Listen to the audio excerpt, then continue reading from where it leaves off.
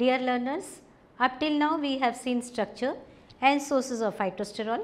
Now we shall learn phytosterol content of foods, their absorption and metabolism and beneficial effects. Phytosterol content of food. Unlike the typical diet in most developed countries today, the diets of our ancestors were rich in phytosterols, likely providing us as much as 1 gram per day.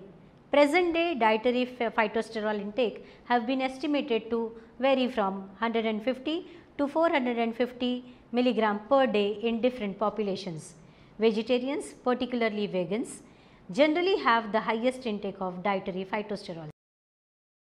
Phytosterols are found in all plant foods, but the highest concentration are found in unrefined plant oils including seeds.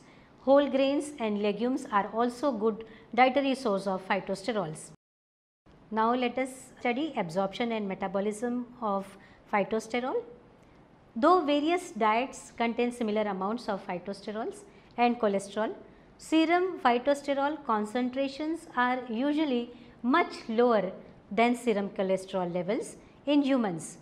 It was reported that less than 10% of dietary phytosterols are systematically absorbed, in contrast to about 50 to 60% of dietary cholesterol.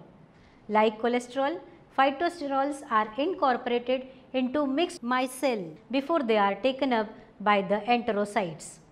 Once inside the enterocytes, their systemic absorption is inhibited by the activity of efflux transporters consisting of a pair of ATP binding cassette, that is ABC proteins known as ABCG5 and ABCG8. ABCG5 and ABCG8 each form one half of a transporter that secretes phytosterols and unesterified cholesterol from the enterocyte into the intestinal lumen. Phytosterols are secreted back into the intestine by ABC, G5 and G8 transporters at a much greater rate than cholesterol, resulting in much lower intestinal absorption of dietary phytosterol than cholesterol. Within the enterocytes, phytosterols are not as readily esterified as cholesterol, so they are incorporated into chylomicrons at much lower concentrations. Those phytosterols that are incorporated into chylomicrons enter blood circulation and are taken up by the liver.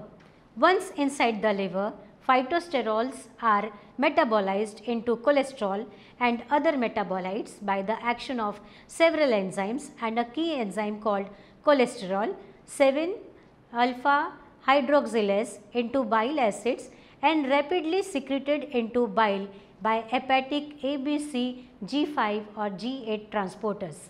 This enzyme is a regulatory enzyme in bile acid biosynthesis.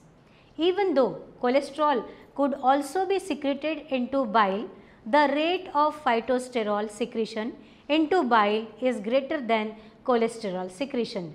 Therefore, the low serum cholesterol of phytosterols compared to cholesterol can be explained by decreased intestinal absorption and increased excretion of phytosterols into bile. Now, let us see the effects of human health. Now, the first is effects on cholesterol absorption and lipoprotein metabolism. It is well established fact that high intake of plant sterols or stenols can reduce serum total and LDL cholesterols in humans. In the intestines, phytosterols displace cholesterol from mixed micelles and inhibit cholesterol absorption. In humans, the consumption of 1.5 to 1.8 grams per day of plant sterol or stenols decreased cholesterol absorption by about 30 to 40%. Now, second effect is anti-inflammatory effect. Phytosterols may alter the inflammatory activity of human immune cells, including macrophages and neutrophils. Thus, they may have anti-inflammatory activities in living cells. Now, the third is alterations in cell membrane properties. Cholesterol is an important structural component of mammalian cell membranes.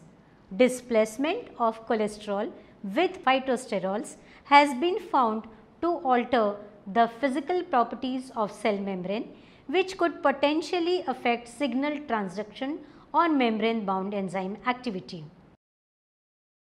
Now, fourth is induction of apoptosis in cancer cells.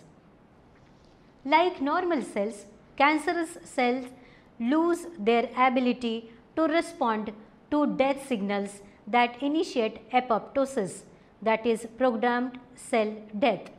Cytosterols have been found to induce apoptosis when added to cultured human prostate, breast and colon cancer cells. Therefore, they may play significant roles in the management and prevention of human cancers. Sterols are essential for all eukaryotes in contrast to animal and fungal cells which contain only one major sterol.